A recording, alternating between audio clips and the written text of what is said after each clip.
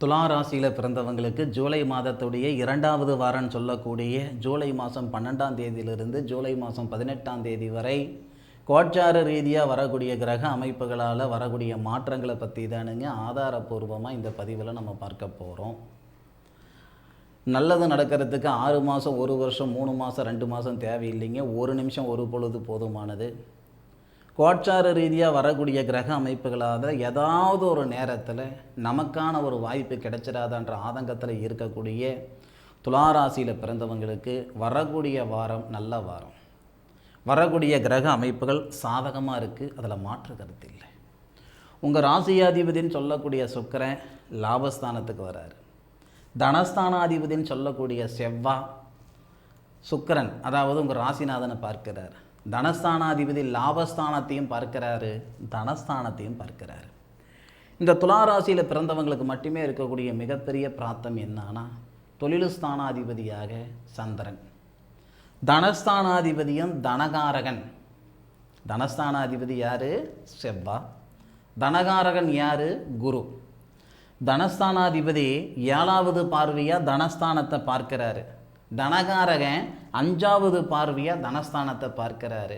அப்போ தொழில் ஸ்தானாதிபதினு சொல்லக்கூடிய சந்திரன் தனஸ்தானாதிபதியோடு சேர்ந்து சுக்கிரனுடைய வீட்டில் இருந்து 7வது பார்வையாக தனஸ்தானத்தை பார்க்கிறார்.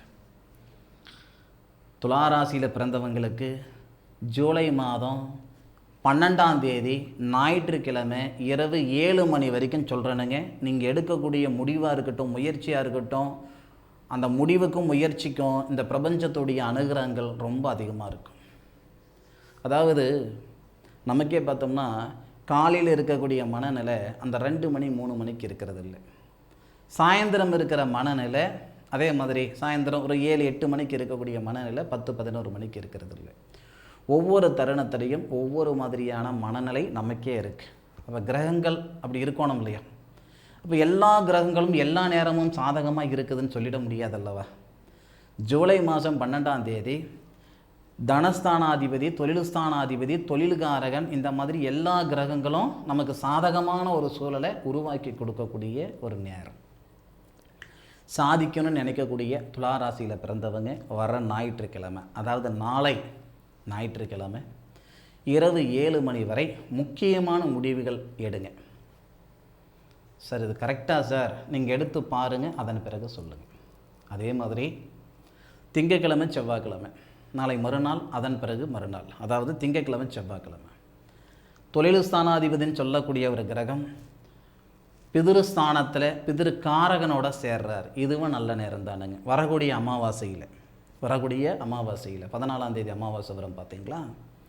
முன்னோர்களுடைய வழிமுறை எடுங்க. துளாராசியில் பிறந்தவங்க முன்னோர்களுடைய வழிமுறை.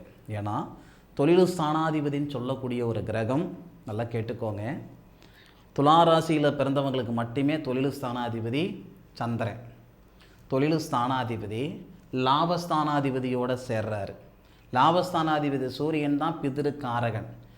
பிதிருஸ்தானத்தில் இருக்க, பிதிருஸ்தானாதிபதி லாபத்தில் இருக்காங்க, பிதிருஸ்தானாதிபதி ஆட்சியில் இருக்காங்க.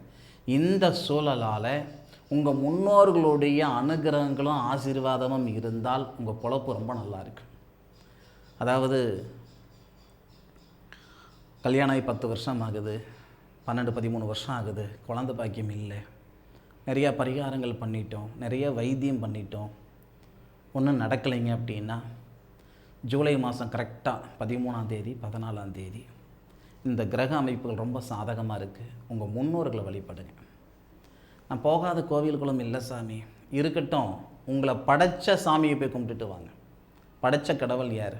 உங்களுக்கு தாய் இல்லாமல் இருக்கலாம், தந்தை இல்லாமல் இருக்கலாம், தாத்தா இல்லாமல் இருக்கலாம், பாட்டி இல்லாமல் இருக்கலாம். உங்களுடைய முன்னோர்களை எங்கே நீங்கள் அடக்கம் செய்திருக்கீங்களோ, ஒன்று அந்த இடத்துக்கு கிராமப்புறமாக இருந்தால் அதுக்கான வாய்ப்பு இருக்கும். இன்றைக்கி நகர வாழ்க்கையில் அந்த மாதிரி சூழல் இல்லை. கிராமப்புறத்தில் இருக்கிறவங்க நான் சொன்ன மாதிரி அவங்க படைச்ச அவங்க எந்த இடத்துல இது பண்ணி அடக்கம் பண்ணியிருக்கிறீங்களோ அந்த இடத்துல ஒரு தலைவாழை இலை போட்டு அவங்களுக்கு பிரியப்பட்டு சாப்பிட்றது என்னவோ எல்லாமே வச்சு படைச்சிட்டு வாங்க. இல்லை நகரப்புறத்தில் வாழ்ந்துக்கிட்டு இருக்கிறவங்க அவங்க ஃபோட்டோ வடக்கு புறமாக வச்சு 14ஆம் தேதி செய்யுங்க, கரெக்டாக இருக்கும். அமாவாசை அன்னைக்கு வடக்கு புறமாக வச்சு தலைவாழை இலை போட்டு அவங்களுக்கு படைச்சிட்டு வாங்க. அந்த ஒரு செயல் செய்து பாருங்கள். எண்ணி 3 மாதத்தில் மீண்டும் அவங்க மறு ஜென்மமாக உங்களுடைய வயிற்று குழந்தை பாக்கியம் எதிர்பார்க்குறவங்களுக்கு சொல்கிறேனுங்க. சரியா? உங்கள் முன்னோர்களை உங்களுடைய வயிற்றில் வந்து பிறக்கிறதுக்கான வாய்ப்புகள் உருவாகும். இந்த மாதிரி ஒரு வாய்ப்புன்றது மீண்டும் எப்போ வருதுன்னு தெரியாது. சந்தர்ப்பம் வரும்போது பயன்படுத்திக்கோங்க. சரியா? ஜூலை மாதம், அதாவது திங்கக்கிழமை செவ்வாய்க்கிழமை இந்த வாய்ப்பு, அதாவது 12ஆம் தேதி அப்படின்னா 13, 14 இந்த 2 அமைப்புகள், 2 வாய்ப்புகள் மிக சிறப்பான ஒரு வாய்ப்புகளாக இருக்குது. பயன்படுத்திக்கோங்க. அடுத்தபடியாக பார்த்தீங்கன்னா தொழில் ஸ்தானாதிபதி தொழில் ஸ்தானத்துக்கே வராரு. இது எப்போ சாமி அப்படின்னா செவ்வாய்க்கிழமை ராத்திரி 6:50 அப்படின்னா நமக்கு புதன்கிழமை வியாழக்கிழமை, அதாவது 16ஆம் தேதி 8 மணி வரைக்கும் இருப்பார் தொழில் ஸ்தானாதிபதி தொழில் ஸ்தானத்தில். அப்போது புதுமையாக தொழில் ஆரம்பிக்கிறேனுங்க, தாராளமாக ஆரம்பிங்க, தைரியமாக ஆரம்பிங்க. தொழில் ஸ்தானாதிபதி தொழில் ஸ்தானத்தில் தனகாரகனோட சேர்ந்து இருப்பார். உங்கள் ராசிக்கு 4வது பாவகம் சுபஸ்தானத்தை பார்ப்பார். பொதுவாக துலா ராசியில் பிறந்தவங்களுக்கு வியாபாரம் நல்ல விதமாக இருக்கும். அது இரும்பு இயந்திர சம்மந்தப்பட்டது வியாபாரமாக இருக்கட்டும், உணவு சம்மந்தப்பட்டதாக இருக்கட்டும், எந்த தொழில் செய்தாலும் அந்த தொழிலில் மேலுக்கு வந்துடணும் அப்படின்ற எண்ணங்களில் இருக்கக்கூடிய துளாராசியில் பிறந்தவங்க ஏகப்பட்டவங்க பேர். நட்பு ரீதியாக நீங்கள் கூட்டு தொழில் மட்டும் வேண்டாம், அதை மட்டும் கொஞ்சம் அவாய்ட் பண்ணிக்கோங்க. அப்போ நமக்கு புதன்கிழமை வியாழக்கிழமை, அதாவது 13ஆம் தேதி 14, 15, 16 வரைக்குமே, 14ஆம் தேதி வரைக்கும் விட்டுடுங்க. அது அப்போ நமக்கு 15, 16 இந்த 2 நாட்கள் பார்த்திங்கன்னா தொழில் நிமித்தமாக சுய தொழில் செய்கிறதுக்கு நல்ல விதமாக இருக்கும். வியாழன் வெள்ளி சனி இந்த நாளில் தொழில் ஸ்தானாதிபதி லாபஸ்தானத்துக்கு வந்துடுவார். இதுவும் நல்லா தான் சாமி இருக்குது.